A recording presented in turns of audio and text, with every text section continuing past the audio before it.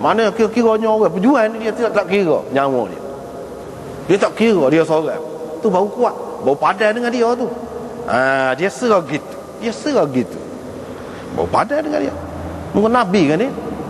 Apa duk selindung-selindung? Wah, tu kan. Aku. Tu. Lepas pada tu hak dia sebut yang ketiganya. Yang ketiganya hak dia katakan dia berdusta tu. Yang dikatakan dia berdusta tu. Apa ni? Dia kata hak ni adik-beradik dia. Adik-beradik dia. Hadhihi ukhti, kata dia. Bini dia tu.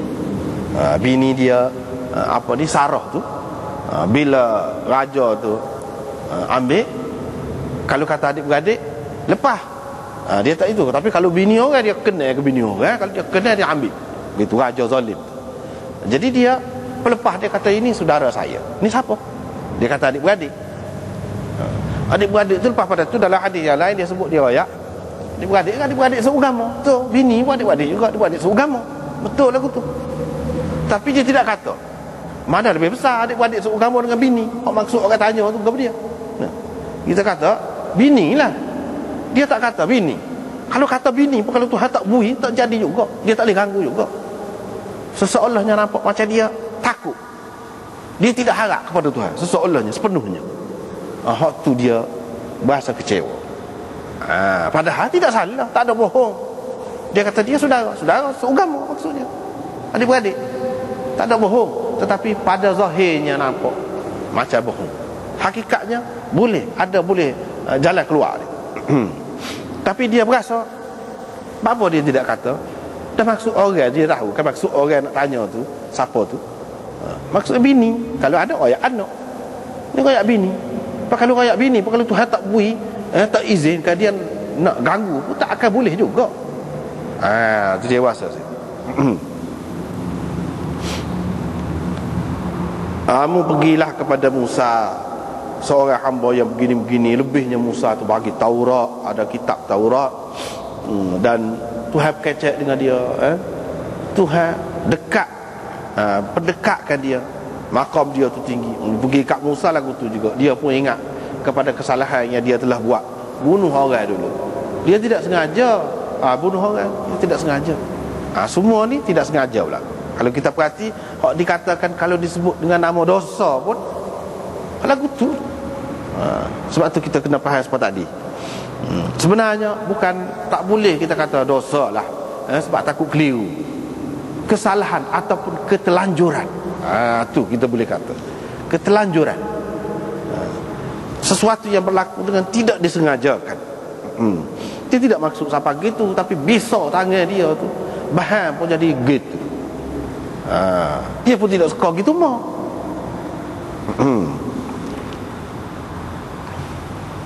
Mati kau itu.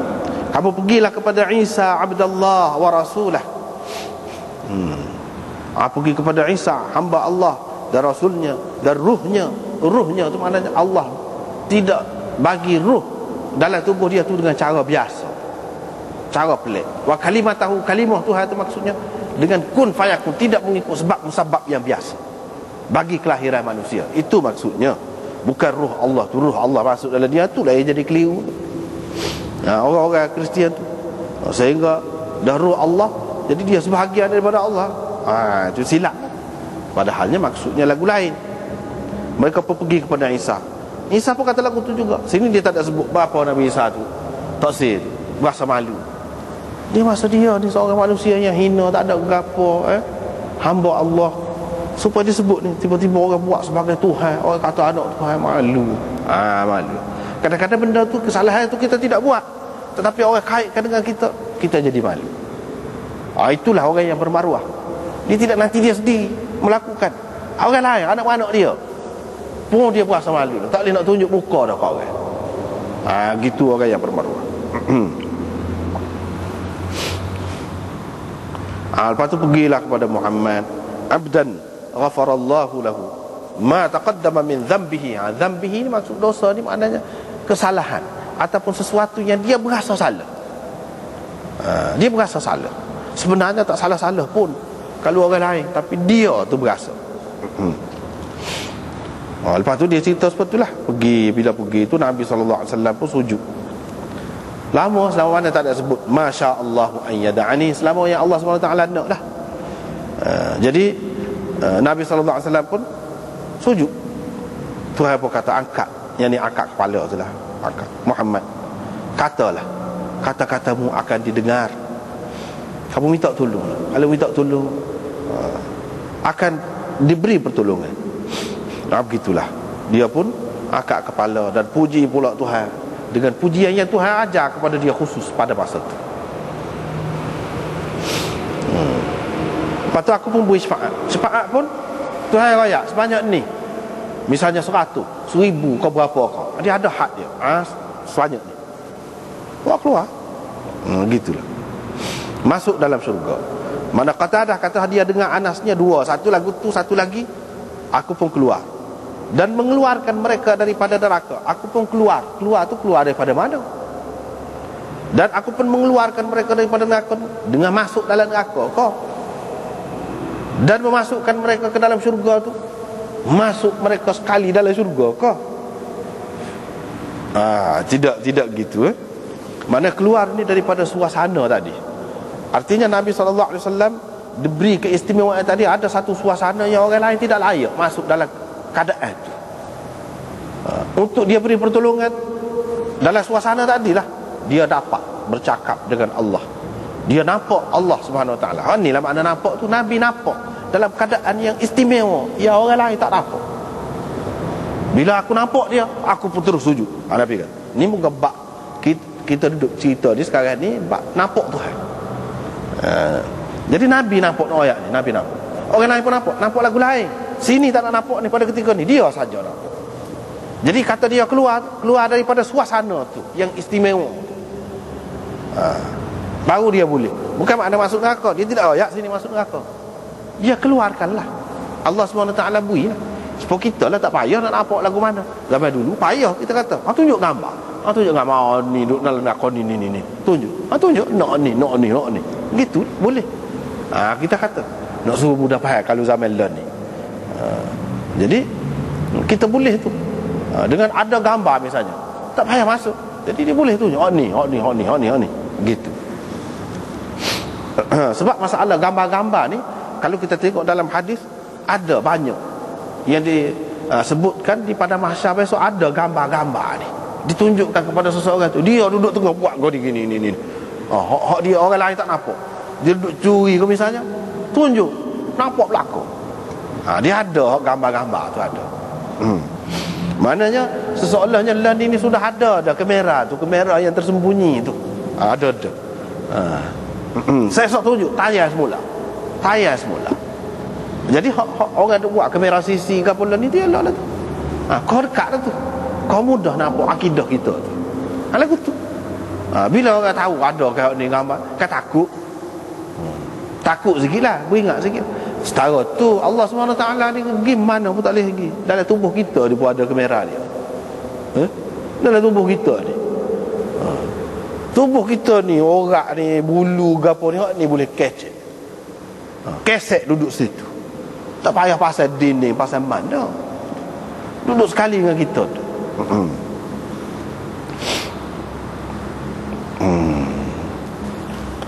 Begitulah. Beberapa kali duduk gitulah. Sehingga akhirnya tidak ada lagi tinggal di dalam neraka tu kecuali orang yang ditahan oleh Quran. Jadi kalau keluar Nabi saja kok. Dah.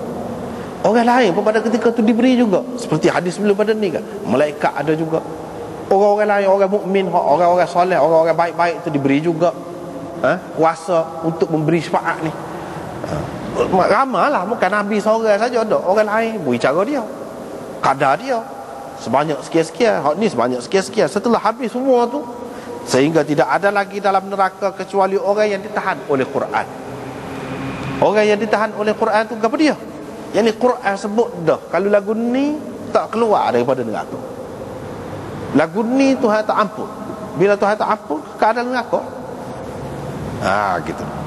Yang ni orang yang sudah pasti dia kekal dalam neraka. Yang ni kafir. Hak kafir. Qala thumma tala hadhihi al-ayah. Kemudian Nabi sallallahu alaihi wasallam baca ayat ini, asa an yab'athaka rabbuka maqaman mahmuda. Dari segi terjemahannya, biasa je orang terjemah, asa tu semoga Tuhan akan membangkitkan engkau di suatu maqam yang terpuji. Jadi Tuhan akan bangkit Nabi di suatu maqam tu, maqam ni lah yang dapat menyelesaikan semua kesusahan orang pada ketika itu. Tetapi asa ni, ulama-ulama nahwu kata, kalau untuk Allah la'alla kau, untuk Nabi kau, kalau dia kata asa la'alla tu, bukan makna boleh jadi, mudah-mudahan, semoga tu, mesti, mana dia, pasti. Walaupun dia guna perkataan itu, pasti Allah akan membangkitkan engkau berada di suatu maqam yang terpuji. Orang panggil maqam mahmud, maqam yang terpuji. Inilah maqam yang Allah janjikan kepada Tuhan kamu, dijanjikan kepada Nabi kamu. Nabi kata, inilah. Hak ni tak ada orang lain boleh, dia seorang saja. Hak ni Tuhan sudah janjikan. Jadi asa itu pasti, mana gitu.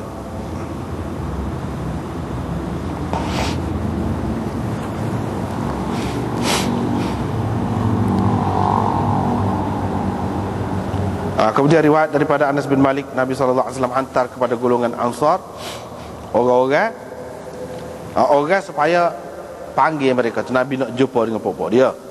Nabi SAW pun himpunkan mereka dalam satu kubah. Kubah tu satu kemah, macam kubah gitu, kemah lah. Wa qala lahum, dan Nabi SAW pun kata, isbiru, kamu puak-puak kamu kena sabar, sehingga kamu menemui Allah dan Rasulnya. Kamu menemui Allah dan Rasul. Jadi satu hendaknya menemui Allah tu. Orang mukmin dia tidak bertemu saja dengan Allah.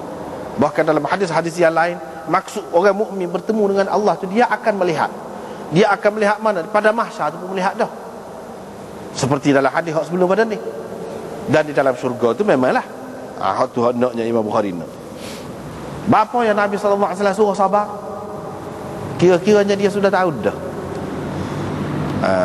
Urusan kepimpinan akan dipegang oleh orang-orang muhajirin Quraisy sehingga beberapa lama. Puak-puak Ansar ni dia jadi pembantu, pembela gitu saja. Dia tidak pegang jawatan yang tertinggi jadi khalifah. Jadi kamu kena beringatlah, kena sabarlah. Kalau ada keadaan tu boleh jadi manusia ni kan, biasalah kalau dia tak ada kuasa ni, dia nak kepada kuasa. Manusia ni memang gitu sifat dia, nak kepada kuasa. Kalau tidak dia berasa dia kurang, dia gitu-gini. Tak sahlah, kamu sabar. Kalau kamu tidak diberi apa-apa jawatan, kamu gitu-gini pun kamu sabar. Jadi jawatan tu ada kalanya baik, ada kalanya fitnah kepada seseorang. Ada kalanya fitnah. Sebab kalau puak-puak Ansar ni tidak sabar, dia nak berebut, boleh jadi tak ada lah kelebihan dia. Nabi suruh sabar. Sebagai balasannya kepada dia, kamu akan bertemu Allah dan Rasul. Maknanya kalau puak dia tidak sabar, kira-kiranya tak ada lah keistimewaan ni esok. Ada kalanya orang yang tidak mendapat kelebihan kuasa dalam dunia, esok dia ada kelebihan. Itu hadis ini pengajarannya waktu lah. Seperti puak-puak Ansar, memang puak-puak dia tak berebut. Dia tak berebut. Sampai kemudian pun dia duduk sokong semacam. Sebab apa?